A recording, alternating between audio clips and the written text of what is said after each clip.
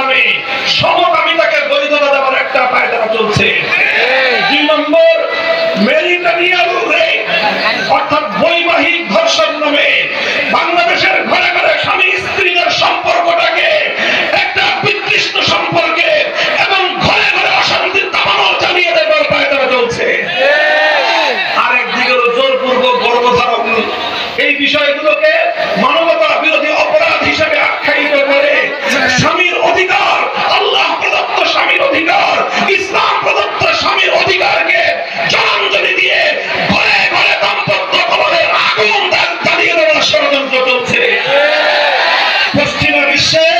পশ্চিমা বিশ্বের পারিবারিক ব্যবস্থা ভেঙে খান হয়ে গিয়েছে। এখন তারা চায় মুসলিম বিশ্বের পরিবার ব্যবস্থাকে ধ্বংস করে দিতে।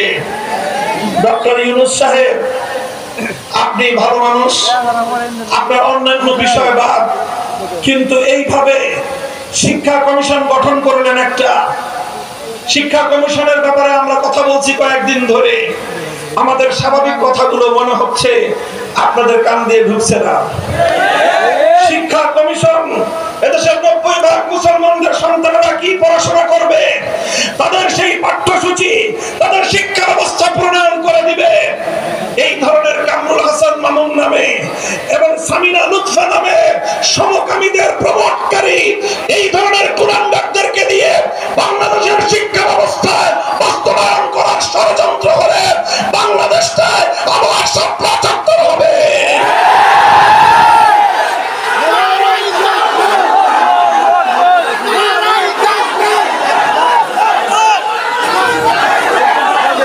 এদেরকে বাদ দিয়ে চিহ্নিত ইসলাম বিদ্বেষীদেরকে শিক্ষা কমিশন থেকে বাদ দিতে হবে।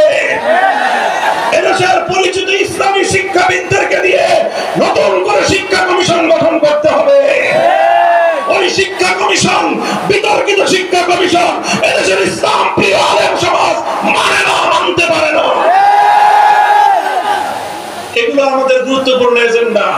1 নম্বর শিক্ষা কমিশন, আরেকটা হলো মানবতা বিরোধী অপরাধের নামে, অপরাধের মধ্যে সংস্কারের নামে কোরআন বিরোধী, ইসলাম বিরোধী, ইসলামী সভ্যতা সংস্কৃতি বিরোধী, বাংলাদেশের হাজার বছরের ঐতিহ্য এবং চিন্তা চেতনা পরিপন্থী যেই সকল ধারাগুলো সংস্কার করে অন্তর্ভুক্ত করবার প্রস্তাবনা করা হয়েছে। ভালোই ভালোই বলতেছি, কথা শুনেন। যদি এগুলো অন্তর্ভুক্ত করাই হয় শেষ পর্যন্ত, যদি এগুলোকে বাদ না দেওয়া হয়, এদেশের আলেম সমাজ জীবন মরণের পরোয়া করবার সময় পাবে না। সর্বপ্রাণ মুসলমান যুদ্ধে ঝাঁপিয়ে পড়তে বাধ্য হবে। তার দায়িত্ব ডক্টর ইউনূস সাহেব সম্পূর্ণ আপনাকে বহন করতে হবে।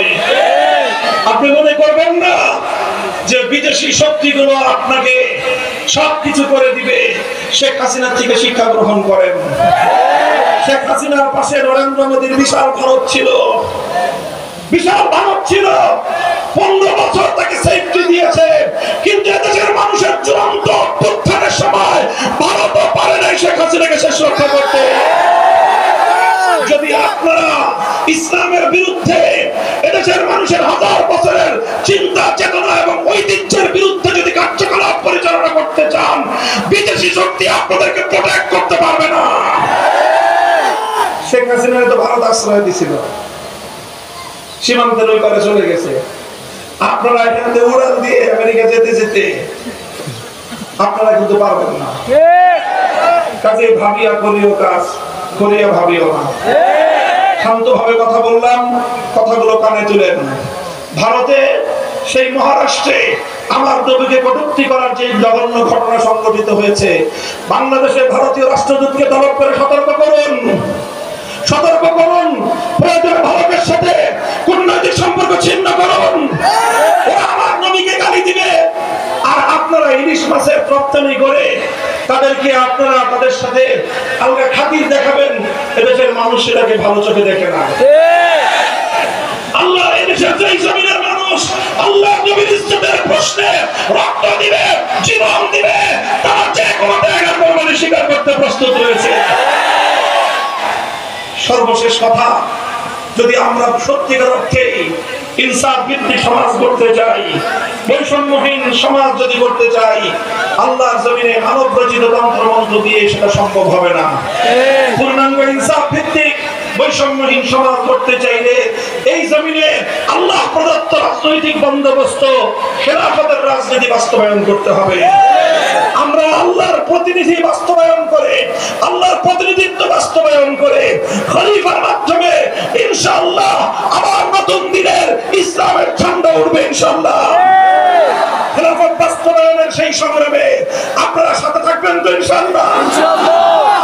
ইনশাআল্লাহ এই নেত্রকোনার থানায় থানায়, উপজেলায় উপজেলায়, প্রত্যেকটা পাড়ায় পাড়ায়, মহল্লায় মহল্লায় বাংলাদেশ খেলাফত মজলিস, যুব মজলিস সহ আমাদের সহযোগী সংগঠনগুলোর দুর্গ করে তুলবে ইনশাআল্লাহ। ইনশাআল্লাহ এভাবে যদি আমরা ঐক্যবদ্ধ থাকি, সংঘবদ্ধ থাকি, আমার দেশের স্বাধীনতা কেউ ছিনিয়ে নিতে পারবে না। আল্লাহ পাক রব্বুল আলামিন আমাদেরকে তৌফিক দান করুন।